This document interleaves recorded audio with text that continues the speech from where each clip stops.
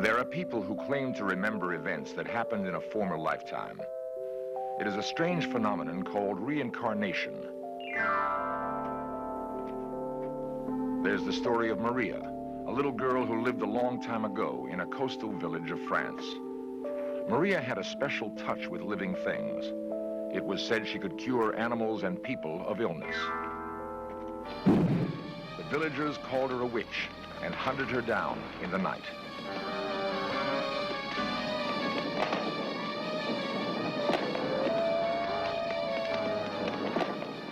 A girl living now remembers every detail of that horrible night as though it had happened to her.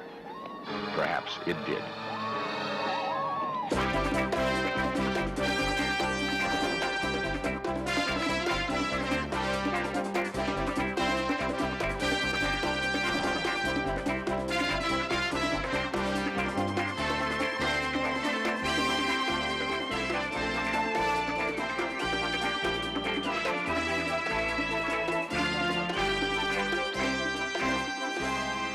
Ruth McGuire is convinced she has lived before. She remembers a specific place where this other life began. The smallest details are clear in her mind, though she has never been there. Ruth McGuire remembers more than where her past life began. She remembers how it ended.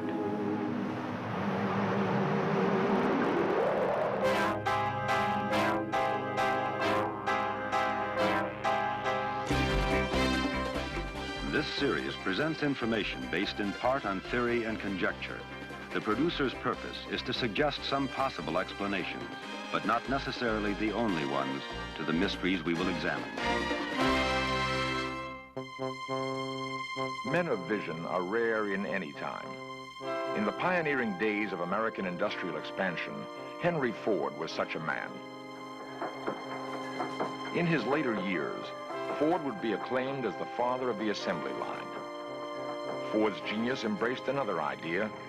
He believed he was immortal. Ford thought that his essential being or soul would be reborn into another body. Reincarnation is a belief that has been expressed by every civilization known to man. The principles governing the cycles of birth, death, and rebirth are called karma.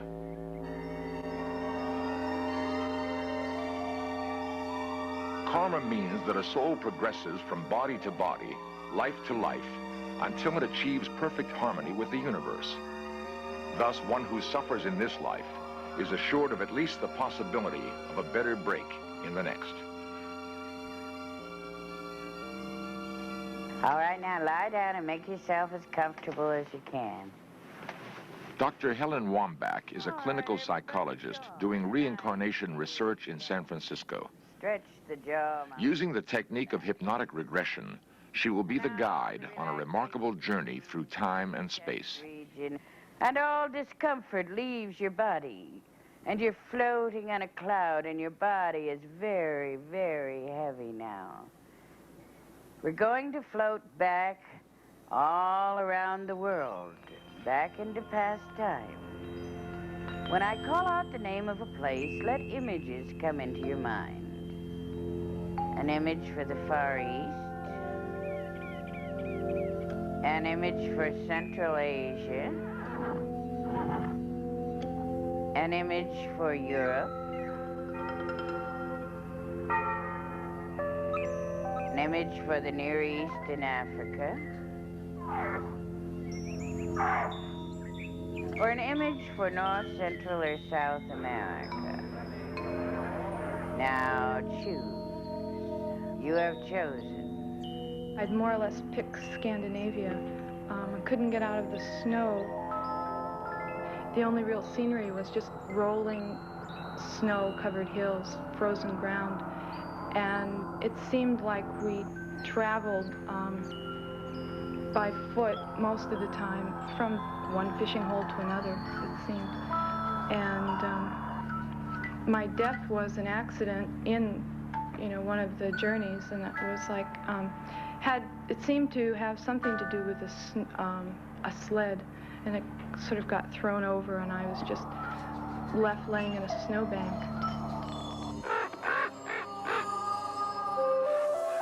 It seemed to be on the foot of the steps of a pyramid, a temple.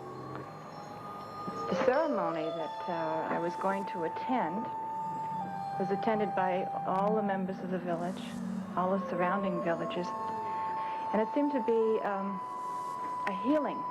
There was some type of a healing going on what seemed to have been maybe the chief of the village. And I remember I had very strong belief that this was going to be helpful and very great interest. Dr. Wambach has regressed more than 2,000 persons in her search for scientifically valid data on the reincarnation experience. Well, actually, I've been searching for 5 years now for evidence that we may have lived before. What I found is what many researchers have found, that there's a tantalizing mix of fantasy and checkable reality in past life recall. My belief was that if we have lived past lives, all of us have lived past lives. And therefore, I ought to be able to explore this phenomenon in the same normative way that a psychologist would go about exploring any other kinds of phenomenon. So I evolved a technique of taking people to past lives that I found to be both safe and reliable, and where I could get repeatable evidence. Elbows down. Simply put, Dr. Wambach's technique is to plant a post-hypnotic suggestion in the subject's minds, which enables them to fill out an elaborate questionnaire after the session is over. The questionnaires are important because Dr. Wambach finds that during regression, patients are reluctant to have their journey to a past life disturbed by conversation with the hypnotist. However, Dr. Wambach will occasionally use the standard question and answer technique to explore an unusual case. All right, now, Bob, I want you to go to a time when you are listening to some of the people around you talk, and you will hear the syllables, and you will be able to repeat them. Nainu rakakani kum ta Nainu rakakani kum top. All right, that's fine, Bob. Can you tell me what these words mean? What is being talked about? In regard to the day's labors, the dissatisfaction with the task, dissatisfaction with the job. How do you feel about this? Do you feel dissatisfied? I feel it's all in a day's time, and I'll soon be on my way away from it. Now, Bob, I want you to move in that lifetime to a time when you are seeing something written.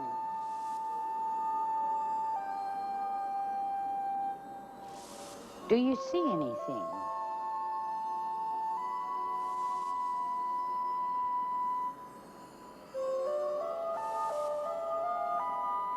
You will be able to open your eyes without coming out of the hypnotic trance. You will focus intently on the hieroglyphs, and you will be able to copy them. Dr. Wambach has had an expert at Stanford University study Bob's strange writing. She says the expert has been able to identify 80% of the characters as authentic Egyptian hieroglyphs. Very good, Bob. Can you tell me now what these hieroglyphs mean? In reference to a new trade route and treaty of free movement and protection from the highest power for such a venture.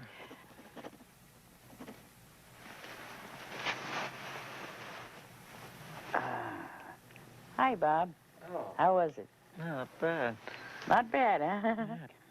Bob is a retired stockbroker. Yeah. How could he write and converse in a language that vanished tens of centuries ago, along with the builders of the pyramids? At the very least, it's a fascinating exercise This probing of the unconscious mind for scraps of information about past lives. There are more practical aspects to the study of reincarnation. Trauma from a past life sometimes seems to spill over into the present. It is possible that many physical and emotional problems which defy medical science can be cured through an understanding of this principle. In this lifetime, for instance, I've had a series of, since early childhood, seizure type of things that occurred that doctors and priests couldn't explain. That Shirley Krepp eventually described her problem to Dr. Wambach. The sensation of going 1,000,000 miles an hour and weighing at least a ton, and it was pretty terrorizing to have that occurring because I couldn't make it stop. During the session where I was regressed to the lifetime as a girl named Maria, this particular seizure started to occur while I was under hypnosis. And it was then that Dr. Wambach took me to that point where it first started to occur. Under hypnosis, Shirley described herself as a healer in a village on the coast of France. She said her name was Maria and that she'd been summoned to the constables to help his sick child. The child died. One evening, after the child had died, on my walk home through the forest, out of the bushes, out of the trees, with torches, the whole village seemed to appear, and they were going to burn Maria as a witch because they thought she'd killed the boy. And they came towards her, they'd get the witch. And I ran as Maria.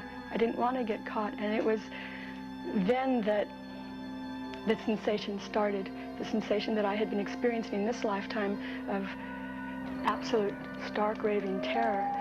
And they chased me, screaming and yelling, and I ran and I ran.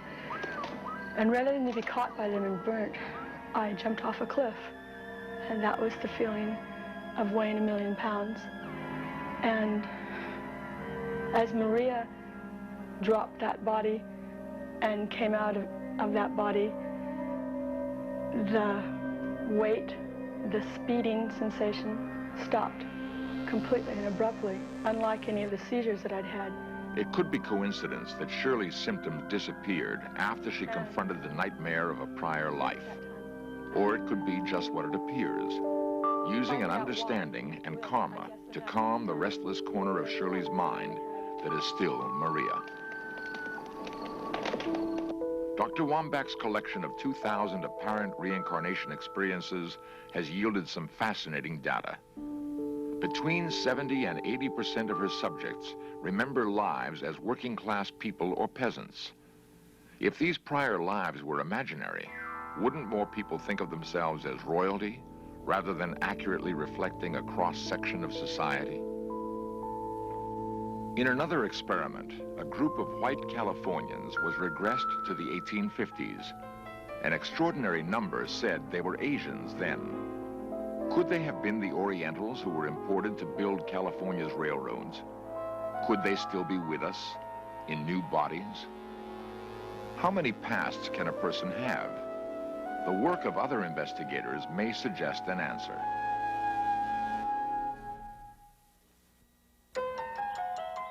The Old Chestnut Inn in Kent, Connecticut has a history as rich as its setting. Ruth McGuire has quite a history of her own. It appears she may have a number of histories.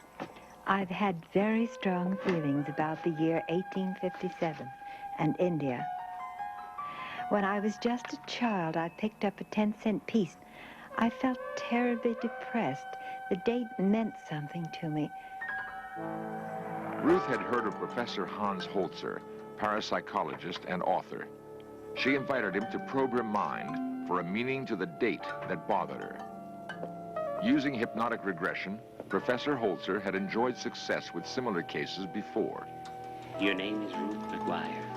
I want you to go back with me 10 years, 20 years, 30 years, 40 years.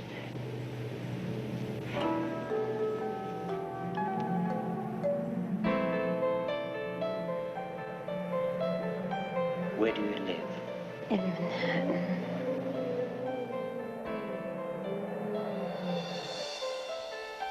You are now 10 years old. You are now 9 years old. You're now 7 years old. You're 7 years old. You're 7 years old.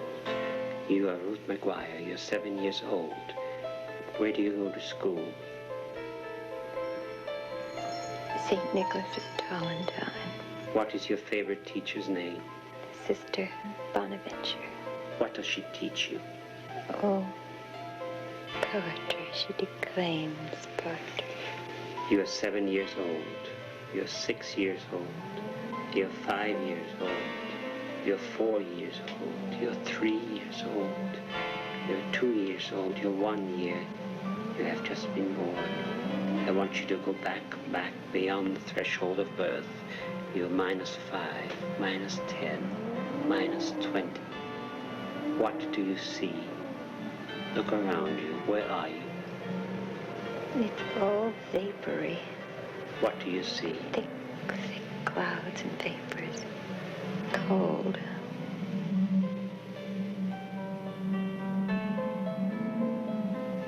Oh, yes. I know where I am now. Where are you? I'm in England. Where are you? What place? Sussex. Where did your father come from? Horton. It's in the North Riding area. And your mother? Durham. That's near Newcastle. Did you ever get to the New World? No, I died in Leiden at the age of 13. It was like a dam breaking. The bodies screaming, shouting, pillaging. I ran and hid. Next, Ruth recalls another life and a crisis in a distant land. I always dreaded being sent away. Where were you sent? We went to India, Where in India? Calcutta, and then another place where there was an uprising. The natives were very angry. They didn't want us there. And they came in a body, screaming, shouting, pillaging.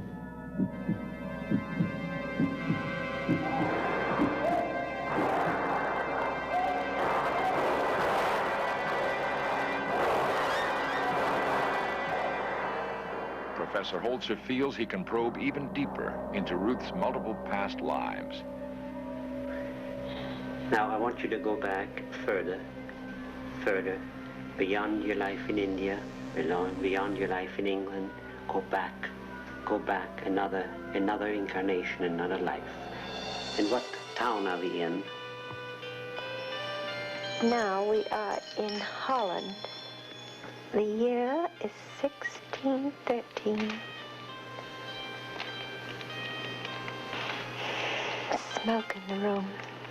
What sort of smoke? The fire. It's smoking the fire. Where are you to begin with? Where are you now? Oh, I'm in a room in a cottage, and the fireplace is smoking. It burns my throat.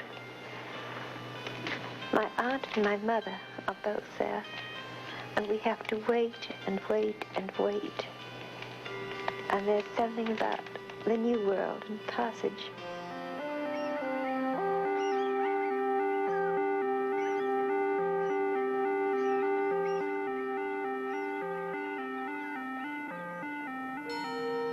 There was this large man, and he pinned me against the wall. I was miserable, and I fell overboard. For a moment, I struggled, and then a strange feeling of happiness came over me. I must have been on shipboard. I saw the coffin and the people passing by, and I wanted to tell them, I hear what you're saying. I hear. And I tried to move my arm. I tried, and it was like lead. I couldn't move. I couldn't wiggle. I couldn't even move my nose. I couldn't indicate that I was there and I was listening. I seemed to be moving on a ribbon towards a great light.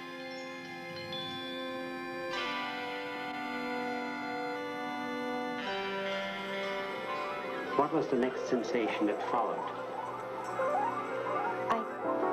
There were people. I saw shadows and presences and people I didn't know. But my mother, yes, I saw my mother, and there was a comforting feeling that I had found her at last. For Ruth McGuire, the session was a revelation. The controversial concept of karma made sense to her and seemed to explain so many things. Whatever she might have suffered in past lives only seemed now to increase her chance of serenity in this one. Dr. William Yaney is a psychiatrist who has devoted years to the study of reincarnation and the laws of karma. Where I sit, I really see life as really a schoolroom. We're living in a very, very narrow spectrum, a very narrow dimension, as our parapsychologists are beginning to describe to us, tell us. I really see what we've got here is a soul utilizing an expendable body, so to speak, in a lifetime, a given span of time and space, to learn something. Dr. Yaney believes the vast and complex cycle of birth, death, and rebirth must be controlled by a higher order of intelligence. Someone must be minding the store, so to speak. Who or what that force is remains one of the great puzzles confronting mankind.